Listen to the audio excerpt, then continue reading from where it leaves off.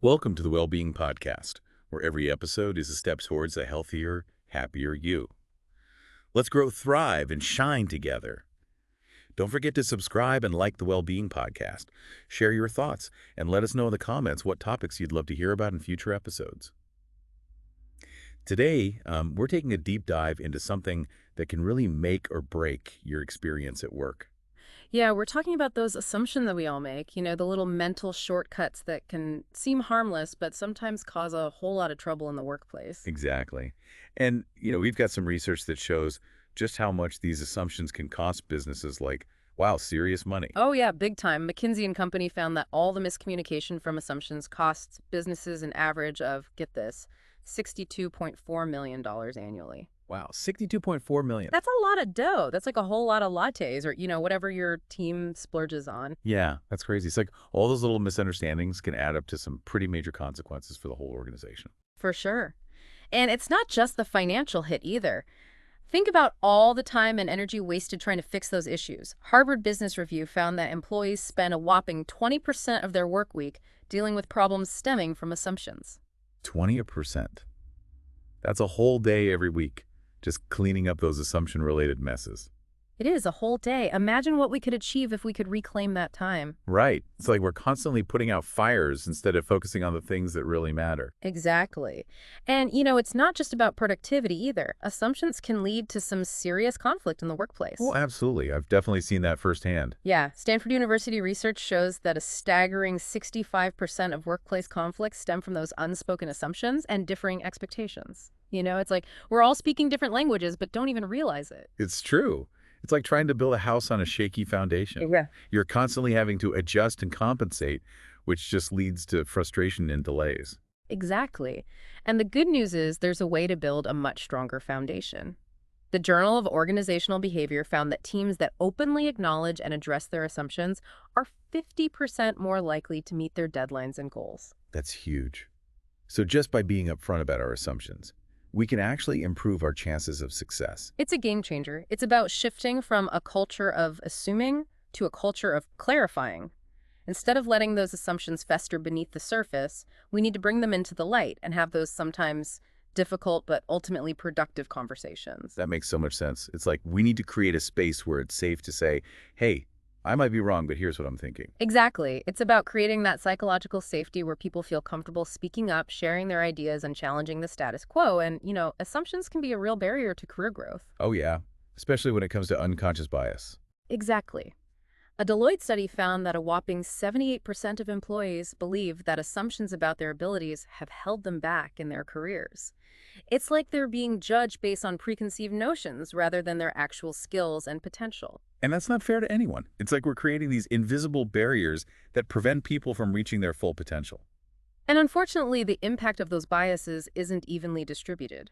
Research from leanin.org and McKinsey shows that women and minorities are 2.5 times more likely to be underestimated or overlooked for leadership roles because of assumptions about their capabilities. It's a sobering statistic. It's a reminder that assumptions can actually perpetuate inequalities in the workplace. It's something we need to be very aware of. And, assumptions can also stifle innovation. Forbes Insights found that 74% of organizations struggle to innovate because employees are afraid to challenge assumptions or propose new ideas. It's like there's this fear of rocking the boat or being seen as a troublemaker. I've definitely felt that pressure before. It's like you're supposed to just go along with the way things have always been done. And that can be so limiting. But here's the thing. The Boston Consulting Group found that companies that encourage employees to question assumptions are 3.5 times more likely to outperform their competitors. Wow, that's a significant advantage. So if you want to be a leader in your field, you can't be afraid to challenge the status quo. Exactly. It's about creating a culture of curiosity where people feel empowered to ask questions, challenge assumptions, and explore new ideas. And that brings us to the concept of psychological safety, which is so crucial for creating that kind of environment. Okay, so what exactly is psychological safety and how does it relate to all of this? Psychological safety is that feeling of knowing you can speak up, share your ideas, even challenge the norms without fear of negative consequences. It's about knowing that your voice matters and that you can contribute authentically without being judged or penalized. That makes so much sense. It's like creating a space where people can be themselves, take risks, and learn from their mistakes without feeling like they're going to be punished for it. Exactly. And guess what? Google's Project Aristotle found that teams with high psychological safety are not only 17% more productive, but also 21% more collaborative. That's amazing.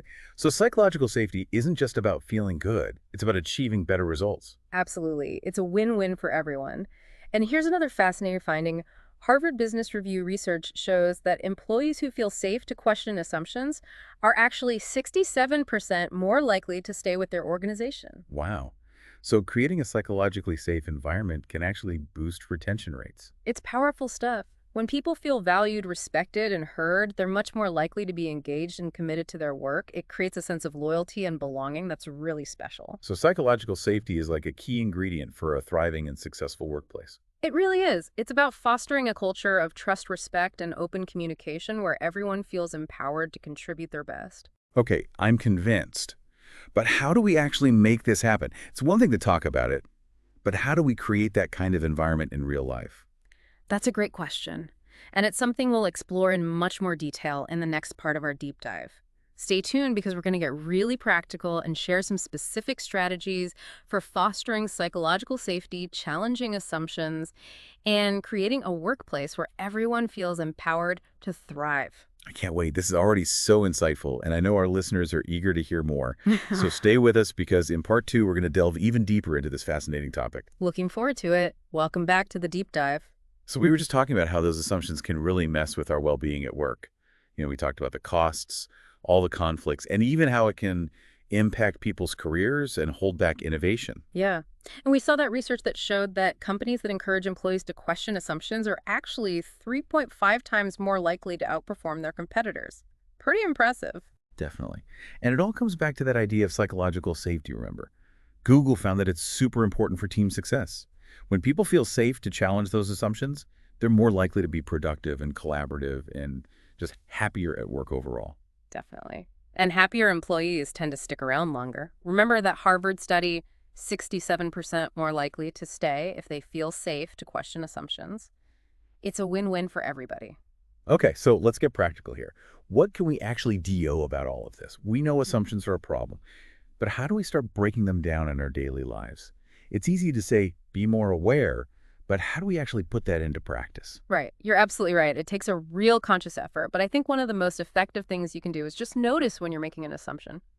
Instead of just jumping to conclusions, hit pause for a second. Ask yourself, okay, what am I assuming here? Is there another way to look at this? Am I letting my past experiences cloud my judgment? That's a great point. It's so easy to fall into that autopilot mode, especially at work when we're juggling a million things and trying to meet deadlines. Absolutely. Our brains are wired to look for patterns and make those quick judgments. But in the workplace, those shortcuts can really lead to misunderstandings and conflict. So it's super important to create that space for reflection, whether it's taking a few minutes at the beginning of the day or the end of the day just to check in with yourself, or maybe scheduling some regular team debriefs where you can discuss assumptions and potential blind spots. I like that idea of team debriefs. It's like a designated time to just step back and say, okay, let's make sure we're all on the same page. What assumptions are we making? Where might we be misinterpreting things? Exactly. It's about bringing those hidden dynamics out into the open and having those conversations that can be tough, but really productive in the end. Yeah, but it can be hard to speak up sometimes, right? Like you don't want to rock the boat or call someone out for something that seems small. What would you say to someone who's hesitant to speak up? I get it. It's totally understandable to feel that way. But you got to think about the potential cost of not speaking up. Those small assumptions can turn into much bigger problems later on. And one of the simplest things we can do is just ask questions. Instead of assuming you know what someone's thinking or feeling, ask them directly. Can you help me understand your perspective? What are your thoughts on this? Sometimes the simplest solutions are the most effective. Just asking a question can open up a whole new level of understanding and collaboration. Exactly. It's about shifting from a know-it-all mindset to a learn-it-all mindset. We're all constantly learning and growing, and the best way to do that is by being open to feedback and different perspectives. That's a great way to put it. It's about acknowledging that we don't have all the answers and that we can always learn from each other. And that ties back to psychological safety. If we're afraid of being wrong or judged, we're less likely to speak up or ask for help. Absolutely. Psychological safety is essential for creating a culture of learning and growth. It's about creating an environment where it's okay to make mistakes and to learn from them. When people feel safe to be vulnerable, they're more likely to bring their whole selves to work, and that benefits everyone. It's not just about avoiding conflict then. It's about creating an environment where people feel supported and encouraged to take risks and grow. Exactly. And it's about recognizing that everyone has something valuable to offer, even if they're not the loudest voice in the room. So how do we create that kind of psychologically safe environment? It sounds great in theory, but how do we actually make it happen? It starts with leadership. Managers need to model the behavior they want to see. If they're willing to admit their own mistakes and ask for feedback, it creates this ripple effect through the team. It shows vulnerability and opens the door for others to do the same. That makes sense. But what if you're not a manager? What if you're just an individual contributor who wants to make a difference? What can you do? You can do a lot. You can practice active listening, which means really paying attention to what others are saying without interrupting or judging. It's about showing genuine interest and trying to understand their perspective, even if you don't agree with it. It's about putting your ego aside and focusing on truly understanding the other person. Exactly. And you can be mindful of your language too, avoiding jargon or terms that might exclude others. It's about creating a sense of inclusivity and making sure everyone feels comfortable participating. And it's about being willing to challenge those assumptions even when it feels uncomfortable, right? Huh. We need to be able to have those tough conversations in a way that's respectful and constructive. You got it. Sometimes those conversations are necessary to break down barriers and get everyone on the same page. Sometimes it means stepping outside your comfort zone and talking to people who are different from you. It's about seeking out diverse perspectives and being open to learning from people who have different experiences and backgrounds. That reminds me of this story I read about a company that was really struggling with innovation. They were coming up with the same old ideas over and over, and they couldn't figure out why. What happened? Well, it turned out that their hiring practices were unintentionally creating a very homogeneous workforce. Everyone came from similar backgrounds, had similar experiences and thought in very similar ways. That's a classic example of how assumptions can limit us. When we surround ourselves with people who are just like us, we miss out on all the creativity and richness that comes from diversity. Exactly. So they started making a conscious effort to recruit from a wider pool of candidates and to create a more inclusive work environment. And guess what? I bet their innovation went way up. You got it. Yeah. They started coming up with all these new and exciting ideas because they were finally tapping into the full potential of their workforce. By bringing in people with different perspectives, they challenged their own assumptions and opened up a whole world of possibilities. That's a great example of how challenging assumptions and embracing diversity can lead to real results. It's not just about doing the right thing, it's also good for business. So let's bring this back to our listeners. What's one practical step they can take today to start challenging assumptions in their own lives? I'd say pay attention to your language. When you hear yourself saying things like always or never or everybody knows, stop for a second and ask yourself if that's really true. Are you making an assumption? Is there another way to look at it? That's such a simple but powerful tip. And it's something we could all start doing right now. Just by becoming more aware of our language, we can start to identify those hidden assumptions that might be holding us back. Exactly. It's about being mindful of our thoughts and words and being willing to challenge our own assumptions. We all have blind spots, and the best way to overcome them is to be open to learning and growing. I love that. And it's something we can keep working on throughout our lives. The more we practice challenging assumptions, the better we'll become at it, and the more positive impact we'll have on our own well-being and the well-being of the people around us. Absolutely. It's a journey, not a destination. And the more we embrace that journey, the more fulfilling our lives will be. This has been such a great conversation. Yeah. I feel like we've only just scratched the surface, though. I agree. There's so much more we could talk about. But I think we've given our listeners a lot to think about and some practical tools to start using these ideas. For sure. And I'm excited to continue the conversation in part 3, where we'll dive into some specific strategies for overcoming common workplace assumptions and creating a more inclusive and innovative work environment. Sounds great. Looking forward to it. Welcome back to the deep dive. In this final part, let's get even more practical. We've talked about the cost of assumptions, the importance of psychological safety, and how questioning those assumptions can actually boost innovation. But what are some real strategies we can use to tackle those assumptions we see all the time at work? It feels like every workplace has at least a few of those unspoken rules just kind of floating around. You're so right. And a lot of times those unspoken rules are based on assumptions that have just been passed down over time, just kind of reinforced. Right. Let's go back to those real world examples we were talking about earlier. Remember that overqualified assumption? Managers sometimes hesitate to hire or promote someone they think is overqualified. They assume that person's going to get bored or leave for something better pretty quickly. Yeah. Like they're just writing someone off based on a guess of Yeah. what they might do in the future. It doesn't seem very fair to make that call without even giving the person a chance. It's not. And it can be really frustrating for people who have a ton of experience and are excited to contribute, but then they get pigeonholed or dismissed because of their background. I once worked with this woman who had been a CEO of a small startup, and she was applying for a mid-level management position at a bigger company. Wow. So she was willing to take a step back. She was. She was so passionate about this company and their mission, and was totally fine with a smaller title and less responsibility. But some of the hiring managers were really hesitant. They just assumed she'd get bored or be overqualified. That's a perfect example. It sounds like she was ready for a new challenge and she had all this expertise to offer. Yeah. So what happened? Did those managers get over their assumptions? Luckily, one of the hiring managers actually talked to her and realized how genuinely interested she was in the role and the company's goals. He was able to look past that overqualified label and see her potential. She ended up being an amazing addition to the team, brought a ton of experience and a fresh perspective. That's a great example of how having an open mind and just talking to someone can make all the difference. So how else can we challenge that overqualified assumption besides just talking to the person?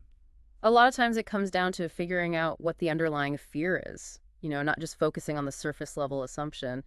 Managers might be worried about losing that employee quickly, having to pay them more, or even being challenged by their experience. So it's almost like a self-fulfilling prophecy. Yeah. You treat someone like they're going to leave and they might just do that. But if you create a welcoming and supportive environment, they're more likely to stay and contribute. You got it. Instead of assuming, just have an open conversation. Ask the candidate directly about what motivates them, what their long-term goals are, and what they're looking for in that specific role. You might be really surprised by what they have to say. Maybe they're looking for a more stable job, a chance to mentor younger employees, or a role that really aligns with their passions. That makes total sense. It shows you respect them as a person instead of treating them like a statistic or a flight risk. Okay, now what about the quiet employee assumption? We talked about how this can lead to people overlooking valuable contributions from folks who might just need a different way to share their ideas. I've definitely been in meetings where the loudest voices kind of take over, and it can be tough for people who are more introverted. Oh, absolutely. Introverts, shy people, or those from cultures where speaking up isn't really encouraged can sometimes be seen as lacking initiative or not having ideas. But a lot of times they have amazing insights. They just need the right environment to bring them out.